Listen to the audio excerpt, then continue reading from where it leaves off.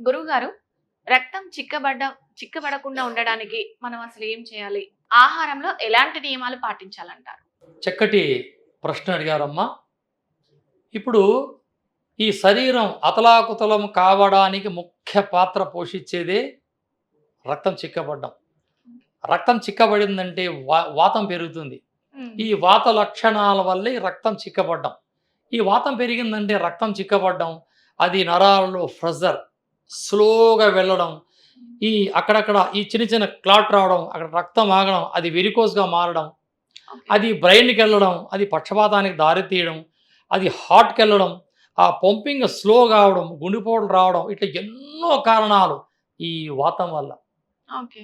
64 అండవాయులు లేదంటే 84 అండవాయులు పుట్టేదే ఈ వాతంలో.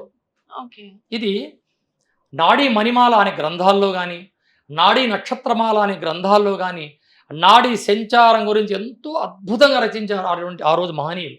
ఓకే. ఈ రక్తం చిక్కపడ్డానికి కారణం తినే ఆహారాలు. వేడి వేడిగా తినడం, పొగలొస్తూ ఉంటాయి. హ్మ్. ఈరోజు బిర్యానీ ఆర్డర్ పెట్టినా, సెంటర్‌లోకెళ్ళినా అలా పొగలొస్తూ ఉంటాయి. అలా వేడి వేడిగా తింటాం. అలా మింగగానే వెంటనే నీళ్ళు పోసుకుంటాం. హ్మ్. ఇది తప్పు. ఓకే. అలా చేయకూడదు. మహనీయులు ఆహారాన్ని వేడిగా తినమన్నారు అంతేగాని ఇలా పొగలు సెగలు వచ్చే ఆహారం తీసుకోకూడదు. ఓకే. కాలే కాలే ఆహారం తీసుకోకండి. వేడిగా ఉండాలా. ఎంత వేడిగా ఉండాలా? అలా తీసి నాలుక మీద పెట్టుకున్న నాలిక వేడెక్కకూడదు. అటువంటి తీసుకోకూడదు. తీసుకున్నా మనకి ఎటువంటి ఇబ్బంది అలే కాలే కాలే ఆహారం తీసుకుంటే అది పొట్టలో పడి పడి హెయిర్ పెరిగి పెరిగి పెరిగి పెరిగి పెరిగి ఆల్రెడీగా మన పొట్టలు శుభ్రం కాక మల విసర్జన నిండిపోయింది లోపల. ఓకే. ఆ డస్ట్ అంతా ఆ రక్తంలో కలిసి ఆ రక్తంలో చెడు కొలెస్ట్రాల్ మారి ఎన్నో సమస్యలు దారితీస్తుంది. మన ఆయుర్వేదాన్ని మనం చక్కగా మనం అలవాటు చేసుకుంటే ఈ సమస్యలు మనకుండవు. ఓకే.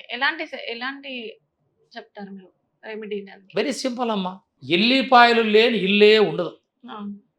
ప్రతిరోజు అరకప్పు పాలు, అరకప్పు నీళ్లు 2 ఒక గిన్నెలకేయాల.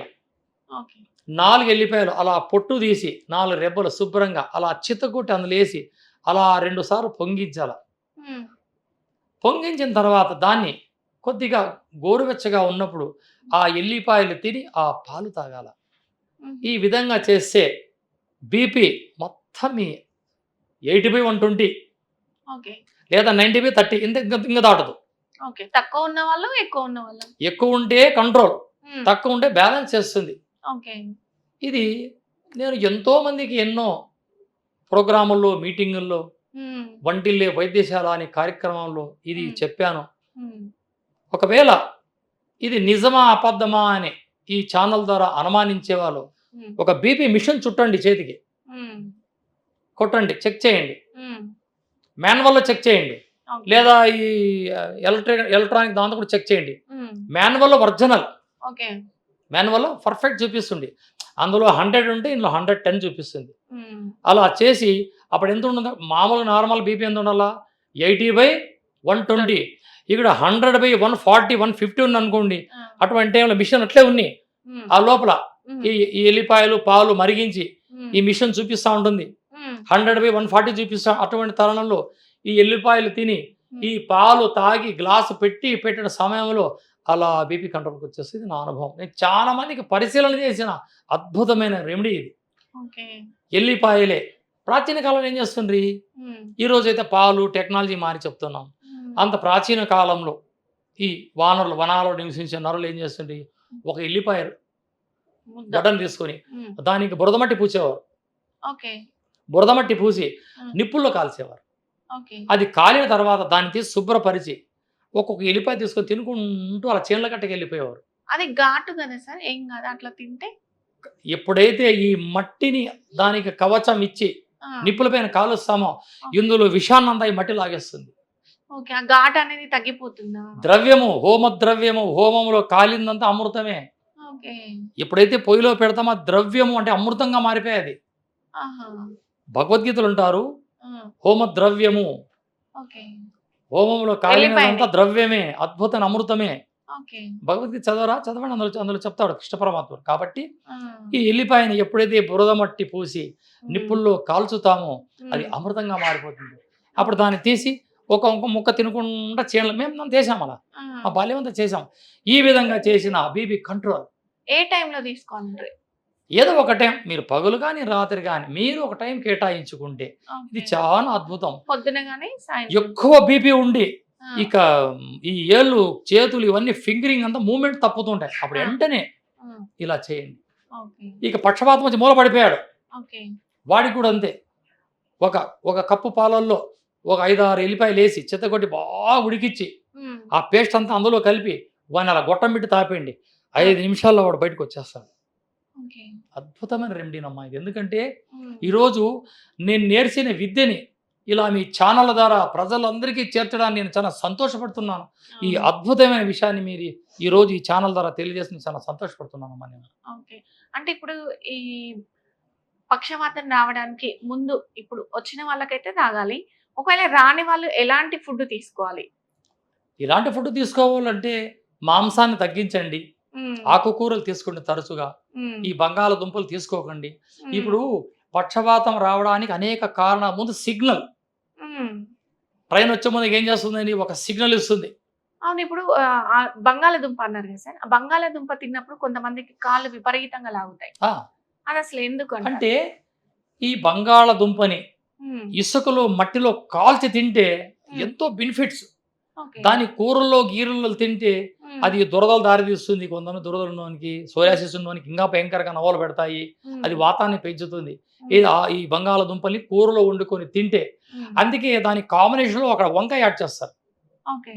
ఎప్పుడైతే ఈ కూరలో వంకాయ ఎప్పుడైతే యాడ్ చేస్తామో ఉమ్. ఈ బంగాళదుంపల స్వీట్ పొటాటో, ఉమ్. ఈ స్వీట్ని ఈ వంకాయలో ఉండే ఐరన్ అది లాగేసుకుంటుంది.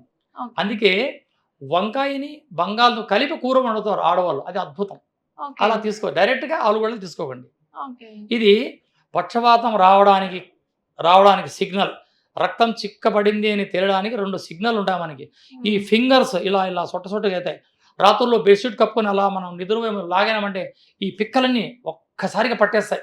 అవును. పట్టేసి ఇంకా వెంటనే లేచి వాళ్ళు ఏమో అయిపోయినట్లు అయిపోతుంది. ఇవి సిగ్నల్, ఉమ్. నీకు రక్తం చిక్కపడింది చెప్పడానికి. ఇది ప్రాచీనంగా ఓకే. ఆనవాయితీలో ఉన్న ఒక చిన్న టెక్నిక్. ఓకే. అప్పుడు వెంటనే మనం ఏం చేయాలా, ఉమ్. ఏ వైద్యుని కలిసి అవసరం లేదు. వెంటనే మనం పొద్దున్నే ఆ రోజు వెంటనే ఉమ్. మోషన్స్ కావడానికి ఏదన్నా మనం చేసుకోవాలి. ఏం చేయాలంటారు మీ ఆయుర్వేద? సునామికి చూర్ణం అని కొట్లో దొరుకుతూ ఉంటుందమ్మా, ఆయుర్వేదిక్ కొట్లో. సునామికి చూర్ణం సునాముకి చూర్ణం. దాన్ని తెచ్చి ఆ స్పూన్లో కలిపి తాగేసామా, ఆ. ఒక 3 దినాలు చేసామా, 2 రోజుల్లో మలమంతా వెళ్ళిపోతుంది. 3వ వచ్చేదే ఒరిజినల్ క్లీన్. ఆ. ఫస్ట్ రోజు, 2వ రోజు లోపల డస్ట్ వెళ్ళిపోతుంది. ఆ. ఇక 3వ రోజు పేగుల్లో ఉండే కొలెస్ట్రాల్ అంతా పెరిగేస్తుంది, బ్యాడ్ కొలెస్ట్రాల్. ఓకే. ఈ విధంగా చేసుకోవాలా. ఒకవేళ సునామికి దొరకకపోతే ఉమ్. ఆముదపు విత్తనాలు ఒక ఓకే. 10 నుంచి 20 విత్తనాలు ఆ పైన చెక్కు తీసి బాగా చితగొట్టి ఉమ్. అలా నోట్లో వేసుకొని గోరువెచ్చి నీళ్లు తాగామా, ఉమ్. అది కూడా మంచి మల విసర్జన చేస్తుంది. ఆముదపు గింజలు. ఆముదపు గింజలు ఓకే. ఏ వయసు వాళ్ళైనా ఏ వయసు తీసుకోవచ్చా? వాళ్ళకి, చిన్నపిల్లలు అయితే 1 గింజ, ఓకే. నూరంత పెద్ద 2 గింజలు.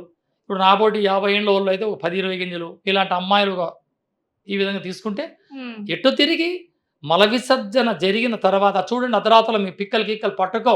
ఇది నా అనుభవం. ఉమ్. స్క్రీన్ పైన నా నంబర్ ఉంటుంది. మీ ఉమ్. అనుభవాన్ని చూసి మీరు కాల్ చేసి నాకు సమాధానం అడిగినా నేను ఖచ్చితంగా చెప్పగలను um. Any time. Okay. Yes. చాలా చక్కగా వివరించేసి థ్యాంక్ యూ సో మచ్. చూశారు కదండి, ఇది ఈరోజు బీఆర్కే హెల్త్లో ఉన్న విశేషాలు. ప్రధానంగా చూసుకున్నట్టయితే గురువుగారు గత 900 సంవత్సరాల నుండి వాళ్ళ పురాతనం నుంచి వస్తున్న ఆయుర్వేదంలో నిపుణులుగా ఒక 40 సంవత్సరాల నుంచి ఆయుర్వేదంలో ప్రాముఖ్యత పొంది ఉన్నారు. సో మీకు ఏదైనా డౌట్ ఉంటే స్క్రీన్ పై నెంబర్ ఉంది, గురువుగారిని సంప్రదించవచ్చు. ఏదైనా డౌట్ ఉంటే మీరు. Thank you so much.